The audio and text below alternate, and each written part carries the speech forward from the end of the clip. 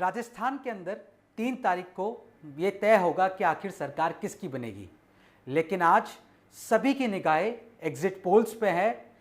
निगाहें इस पर है कि किसकी एंट्री होगी राजस्थान की सियासत में और किस पार्टी की एग्जिट होगी। मुख्यमंत्री अशोक गहलोत ने आज बयान दिया। उन्होंने कहा कि अगर ध्रुवीकरण काम नहीं करा, धार्मिक ध्रुवीकरण काम नहीं करा, तो माहौल कांग्रेस के पक्ष में है। और उन्होंने ये भी कहा कि एग्जिट पोल्स पर ध्यान न दिया जाए। इसका आकलन आखिर किस तरह से किया जाए मैं आपको बताऊंगा, लेकिन उन्होंने साथ साथ ये भी कहा कि योगी आदित्यनाथ ने जो है वो भड़काने की कोशिश करी, बीजेपी ने जो है वो धार्मिक ध्रुवीकरण की कोशिश करी। अगर धार्मिक ध्रुवीकरण नहीं हुआ तो सरकार कांग्रेस की आएगी। अब इसके 2 मायने हैं। पहला मायना है अंडर कॉन्फिडेंस। जी हाँ, विश्वास की कहीं ना कहीं कमी नजर आती है। इसको देखने का जो तरीका है, मुख्यमंत्री अशोक गहलोत को ऐसा लगता है कि योगी आदित्यनाथ, बाबा बालकनाथ, महेंद्र प्रतापपुरी और प्रधानमंत्री नरेंद्र मोदी, अमित शाह, जेपी नड्डा के हर भाषण के अंदर जिक्र था उन मुद्दों का जो राष्ट्रवाद से जुड़े हुए हैं।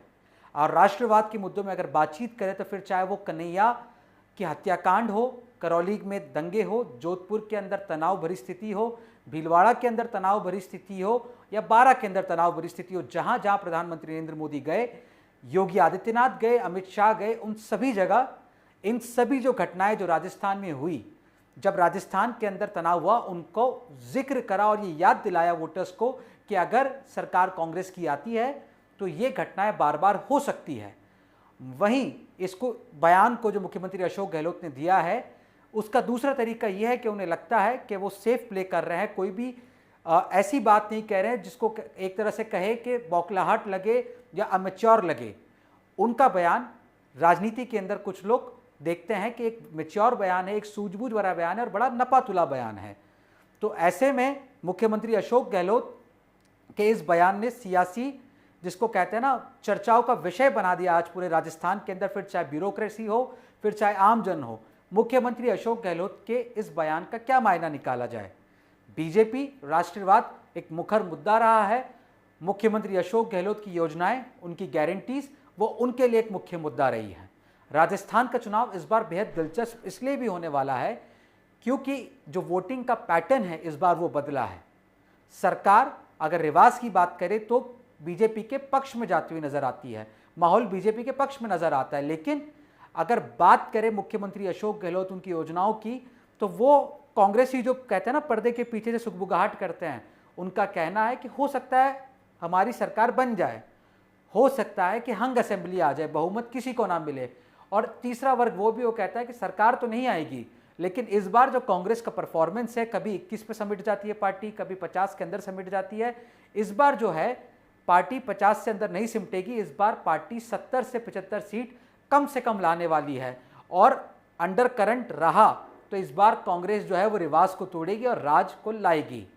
मुद्दे बहुत दिलचस्प रहे इस चुनाव के।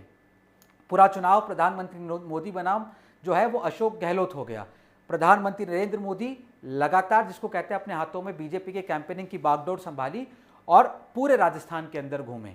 वहीं मुख्यमंत्री अशोक गहलोत ने भी राजस्थान की बागडोर अपने हाथों में संभाली और पूरे प्रदेश में घूमे। प्रधानमंत्री नरेंद्र मोदी ने जहां लोगों को याद दिलाया कि राजस्थान के अंदर लॉ एंड ऑर्डर वाली क्या क्या घटनाएं हुई, फिर चाहे जोधपुर, करौली, उदयपुर और महिलाओं की सुरक्षा से जो मुद्दे थे, चाहे फिर वो भीलवाड़ा की घटना हो, प्रतापगढ़ की घटना हो, अन्य घटनाओं का उन्होंने बार बार जिक्र करा और साथ में जो काम केंद्र राजस्थान के अंदर करे उनका जिक्र करा। वहीं मुख्यमंत्री अशोक गहलोत चिरंजीवी योजना और जो फ्री सिलेंडर वो 500 रुपये में दे रहे हैं सिलेंडर गरीब परिवारों को, साथ में जो 7 गारंटीज वो लेकर आए हैं, उनके भरोसे जो है उन्हें लगता है वह चुनाव जीतेंगे। और लास्ट में जो उन्होंने 2 इमोशनल कार्ड्स खेले, एक राजस्थानी अस्मिता का और दूसरा जो कार्ड उन्होंने खेला वो था ओल्ड पेंशन स्कीम का। ओल्ड पेंशन स्कीम की बीजेपी ने घोषणा न कर अमित शाह ने कहा कि उसको रिव्यू करेंगे, उसके बाद कमेटी बिठा चुकी है, उसके रिव्यू के बाद में इस पर कोई फैसला लिया जाएगा। वहीं मुख्यमंत्री अशोक गहलोत ने कहा कि वो ओपीएस को बाकायदा कानून लाकर जो है वो पारित कराएंगे ताकि कोई और सरकार इस फैसले को बदल ना सके। तो उससे सरकारी कर्मचारी, जो कि एक बड़ी फोर्स है वोटर्स के अंदर, वो पूरे उनके पक्ष में जाती हुई नजर आ रही है, ऐसा कांग्रेस का मानना है। तो जहां कांग्रेस की स्कीम्स, ओपीएस, चिरंजीवी, वहीं बीजेपी, प्रधानमंत्री नरेंद्र मोदी, दोनों के चेहरे के जो है वो लड़ाई है। कांग्रेस का डर है कि धार्मिक ध्रुवीकरण हुआ तो माहौल उनके पक्ष में नहीं रहेगा। बीजेपी को लगता है कि अगर अंडर करंट हुआ तो कांग्रेस की सरकार बन सकती है। इस बार दोनों ही पार्टियां कॉन्फिडेंटली कुछ भी कहने के लिए तैयार नहीं है। अगर आप बीजेपी की बात सुनेंगे, जो बीजेपी के समर्थक है या बीजेपी से जुड़े हुए लोग हैं किसी ना किसी, चाहे विचार परिवार के हो चाहे किसी अन्य तरीके से बीजेपी से जुड़े, वो कहते हैं कि बीजेपी सरकार बना लेगी, लेकिन वो प्रचंड बहुमत जो है वो बीजेपी को नहीं मिलता हुआ नजर आ रहा है, 140, 135, 150 का। वहीं कांग्रेस के जो समर्थक लोग हैं, जो कांग्रेस की विचारधारा में समर्थन देते हैं, उनका ये मानना है कि हो सकता है हंग असेंबली हो जाए, हो सकता है कांग्रेस के पास अगर सीट्स कम भी आए तो वो निर्दलीयों के साथ मिलकर जो है वो सरकार बना ले, या फिर ये हो सकता है कि चाहे 100 का ही आंकड़ा सही लेकिन कांग्रेस सिंगल लार्जेस्ट पार्टी बन जाए। तो दोनों के ही अपने अपने दावे हैं। जो मतपेटियां है उसके अंदर कांग्रेस, बीजेपी, निर्दलीय और राजस्थान की 7 करोड़ जनता का भविष्य अगले 5 साल के लिए लॉक हो चुका है। आज एग्जिट पोल्स आएंगे, वो एक इशारा देंगे। हम सब राजनीति के विद्यार्थी हैं, हम सब समाजशास्त्र के विद्यार्थी हैं।